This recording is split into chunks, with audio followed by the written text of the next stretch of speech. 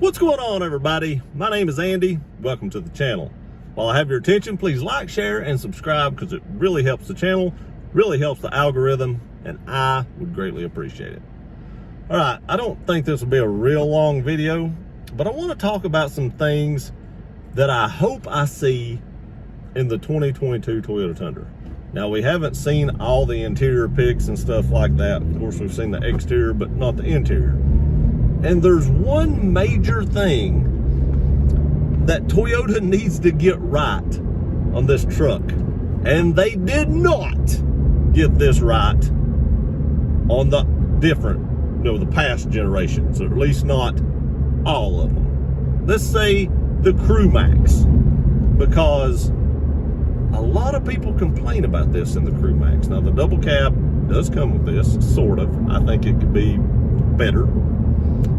But what I'm talking about is under seat storage. I know I just did a video about that is my least favorite Tundra mod because I didn't put the correct one in it. I wish I would have put the long box instead of the 3 short boxes. I think the long box just has more functionality. So if you're going to do that, go ahead and spend the extra money and buy the long box.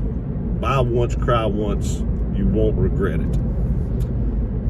But Toyota needs to put this in those trucks. The double cab has it. Why does the Crew Max not have that? And in the new 2022, Toyota needs to put storage underneath that seat.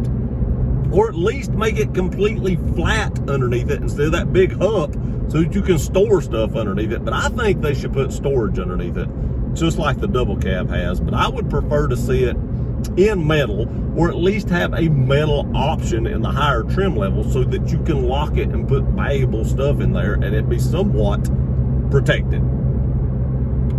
There's another spot in the Tacoma as well that the rear seats fold down and there's storage behind the rear seats. The Tundra is huge. Why does it not have that already? But you have a chance to make up for that, Toyota. You can put it in the 2022s. There's so much stuff that you can put behind that rear seat. My cousin has a TRD Pro Tacoma, and he stores stuff back there. And then the under-seat storage that they store stuff in. I just not understanding why it was a good idea for the smaller Tacoma. I guess because it's a smaller truck, but nonetheless, why is it a good idea for the smaller Tacoma and not a good idea for the larger Tundra? You know, you buy a larger truck because you want more room, and then inevitably you actually come up with less room than if you would have probably bought the smaller one, because I bet the storage in the Tacoma with its under seat and rear seat storage actually comes up to be more capability than the Tundra currently has right now, which is nuts in my opinion. Although you get that cavernous console box, but that's not the point. Toyota really needs to do that. Another thing Toyota needs to do on these trucks is put rear lockers in them. I know they've got crawl control and they've shown stuff like that, but they need to put a rear locker in these trucks at least, if not a front locker as well. But they need to put at least a rear locker. My old FX4 F-150 had rear lockers in it. Jeep Wranglers, you know, the Rubicons come with front and rear lockers. They need to put lockers in these trucks. They're way behind the times on lockers. I know a lot of you guys really want to see lockers in these trucks. I've heard it in the comment sections. If you're going to make a like a TRD off-road and a TRD Pro and stuff like that, make it off-road capable. Make it a very off-road capable truck. Don't make somebody spend thousands and thousands of dollars after they spent a ton of money on this new truck to begin with, to now make it even more off-road capable. Just go ahead and put that in it from the factory. Another thing that I see a lot of people that want in these trucks, and they ain't getting, they want the long bed in a Crew Max. Now, me personally, I don't want a long bed in a Crew Max. I think they're just fine the way they are, but I totally understand why somebody would want that. If you use this as a work truck and you're going to be hauling stuff in it like that, you know, bigger things for construction and stuff like that, I get it. I don't do that, so my needs are different than everyone else's needs. Not everyone else's, but other people's needs. So they need to put the longer bed on the CrewMax. People have been asking for this for years. I've seen it in the comment section a ton that people want the long bed on the CrewMax Toyota. All you literally have to do is go back and watch some of my videos. Just skim through the comment section. People will tell you what they want.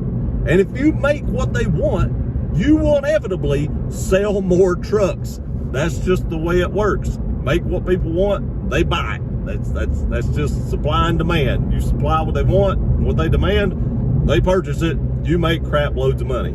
So literally just go back through a few of my videos or watch this one. I mean, I'm basically telling you what people have asked me that they want. I have millions of views throughout my YouTube career. I've seen millions of comments, probably hundreds of thousands at least, and this is what the people want.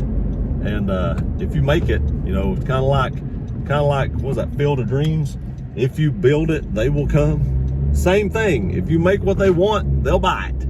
So watch this video. I know this was only like 4 or 5 things, but this is what people want. This is probably the things I see the most, other than they want you to keep the V8 as an option. I don't know if you're going to do that.